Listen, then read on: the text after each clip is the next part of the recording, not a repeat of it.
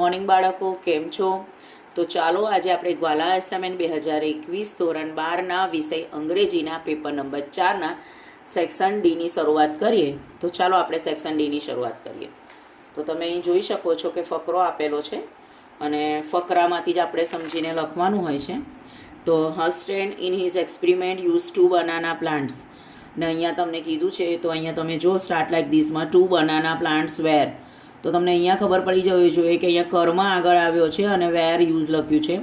ઉપર યુઝ આપેલું છે, મતલબ સાદા ભૂતકાળનું પેસિવનું રૂપ છે.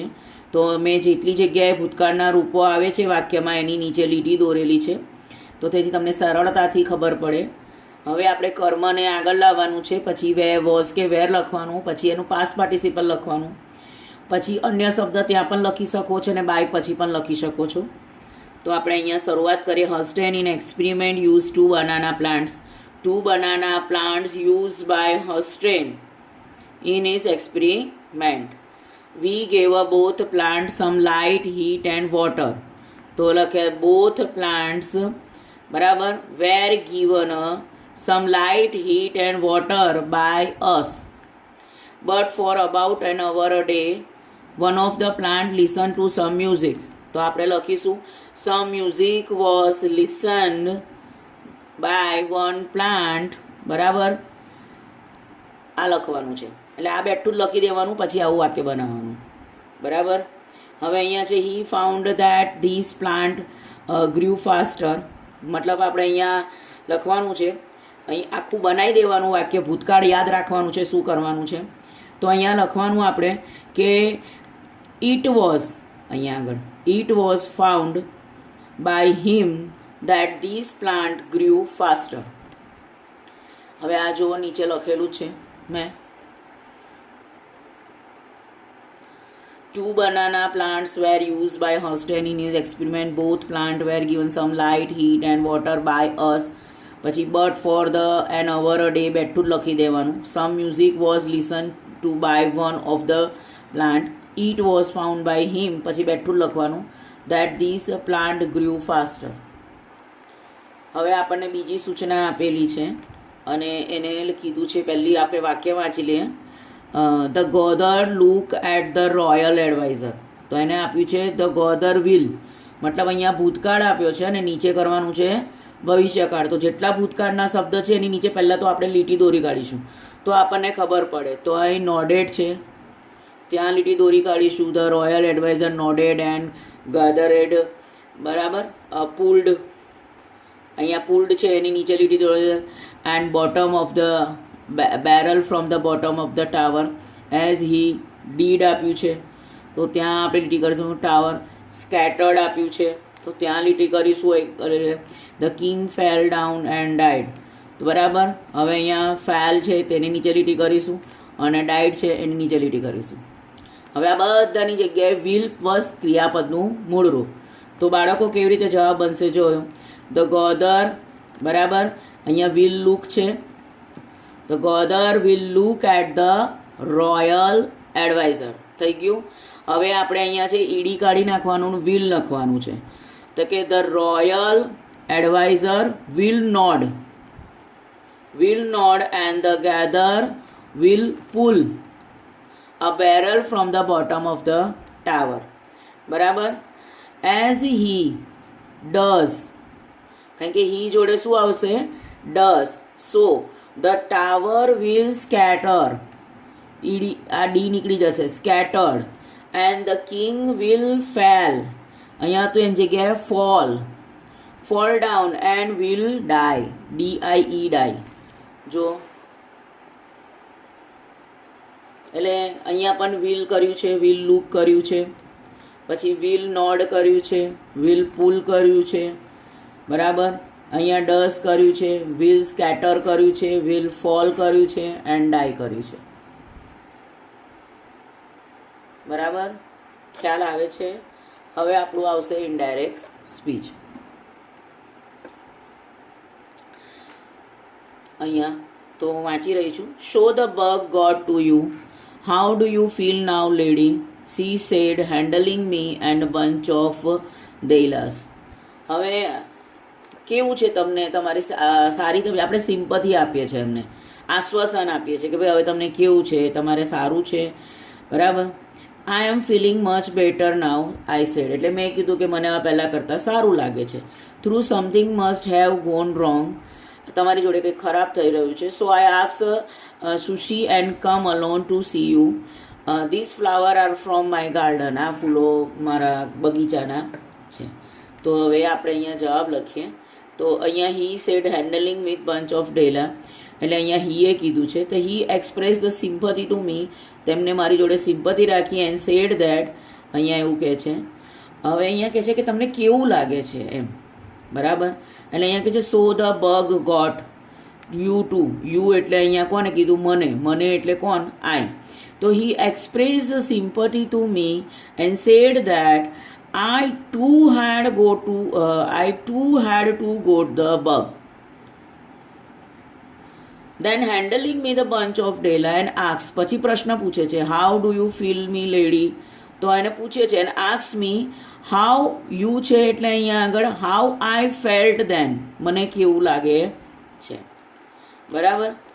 એટલે પછી મેં કીધું કે મને સારું લાગે છે, એ કે છે I am feeling better now, એટલે કે છે અહીંયા I replied that I was, એમ અને ઇઝનું was, I was feeling much better now, એની જગ્યાએ નાવનું કરો then, બરાબર.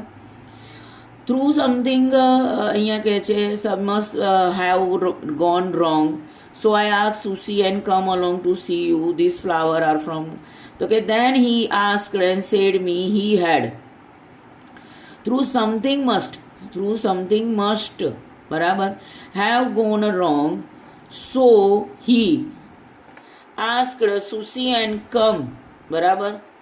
અહીંયા કે come alone to see, અહીંયા યુની જગ્યાએ her. These flower are from my garden, એટલે અહીંયા કે છે અને added that ધીસનું થઈ જશે those flower, આરનું થઈ જશે where, from માયની જગ્યાએ his garden. જો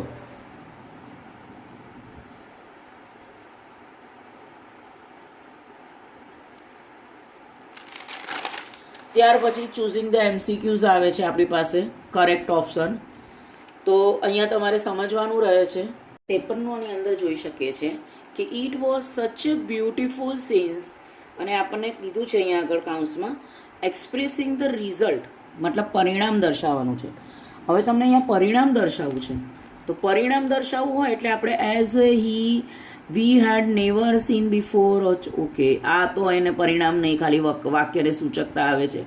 that we stuck up there અવેશક, આ આન્સર આપણો છે, કારણ કે બ્યુટીફુલ સેન્સ અને એક્સપ્રેસિંગ રિઝલ્ટ બતાવે છે.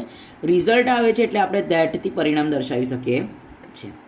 હવે આપણો છે રુચિયર watches a painting in the art gallery, expressing suppositions આપે છે, પણ જ્યારે પણ સુપોઝિશનનું વાક્ય આવે તો બાળકો યાદ રાખો as if he were, as if she were, આ વાક્ય રચનાને પસંદ કરવાનો આગ્રહ રાખો. તો આપણે એને એક્સપ્રેસિંગ સપોઝિશનમાં જોઈએ છે, તો કે એઝ ઇફ હી વેર, આ રચના અહીંયા મળી ગઈ. તો ગ્રેટ પેન્ટર, તો આપણે બીજી રચનાને ધ્યાનમાં રાખવાની જરૂર નથી. Vyomesh is admitted in the hospital, expressing the reason. હવે અહીંયા રીઝનનું જોવાનું છે કારણ, તો રીઝનમાં તમે જોવા જાઓ છો તો અહીંયા શું કહે છે આપણને, therefore he infected by corona virus, since he infected by corona virus, because he is infected in corona virus. તો ધેરફોર તો આવે જ નહીં, કારણ કે એને દાખલ કર્યું છે એનું કારણ દર્શાવવાનું છે. કારણ દર્શાવવું છે સિન્સ અને બીકોઝ, એટલે આપણે જવાબ આવશે આપણો આ આવશે, બોથ બી એન્ડ સી. પછી છે આપણા પાસે when I live in my village, ખાલી જગ્યા, એક્સપ્રેસિંગ પાસ હેબિટ્યુઅલ એક્શન, ભૂતકાળની આપણી આદતની રચના અહીંયા બતાવવાની છે. I was not so smart,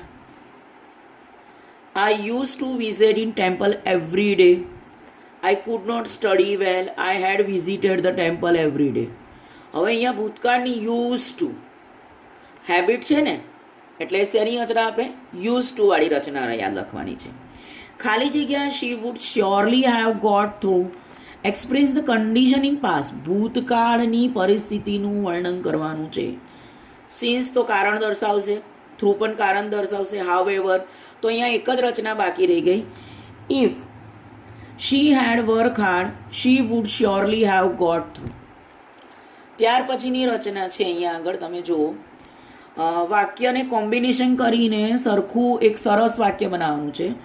What was great divine force behind all we did? It was from making a movie to building a Disneyland. There was reason why the people constantly mention his name. They mention it in such a way that he is alive. Actually, he is not alive. તો આ વાક્યને મેં જોયું. What was so much the divine force behind all we did, from making a movie to building Disneyland, that people constantly mention his name as if he were still alive. જીવિત નથી છતાં પણ જીવિત અવસ્થા દેખાય. હવે ચૂઝ અ correct option છે બ્લેન્ક્સમાં. Hermit live in a wood which અહીંયા કીધું છે આપણને, તમે ધ્યાન આપી શકો છો, જોઈ શકીએ છીએ આપણે અહીંયા આગળ. તો hermit live in a wood dash, તો બાળકો અહીં તમે જોઈ શકો છો કે અહીંયા પ્રિન્ટિંગ મિસ્ટેક છે. અહીંયા હુ પણ ના આવે, હુમ ના આવે, હુઝ ના આવે, અહીંયા વીચ આવે. એટલે અહીંયા વીચ મેં ઓપ્શનમાં રાખેલું છે. નેવર લેફ્ટ હી સો નો વન, સો અહીંયા સિન્સ અને અહીંયા બટ આવે ઓપ્શનમાં, એટલે મેં બટ પણ મૂકેલું છે. Simple people and so the king put ખાલી જગ્યા ordinary clothes before he reached the hermit hut. In a king left his horse which with his bodyguard ખાલી જગ્યા went alone. તો અહીંયા થોડી પ્રિન્ટિંગ મિસ્ટેક હોઈ શકે છે અસાઇનમેન્ટમાં, જેના કારણે મેં આ મૂકેલું છે. તો કે hermit live in a wood which he never left. He saw one but a simple people and so the king put on a ordinary clothes, સામાન્ય કપડાં પહેર્યા, and before a reach the hermit hut, king left his horse with his bodyguard and went on alone. અને એકલો જાય છે.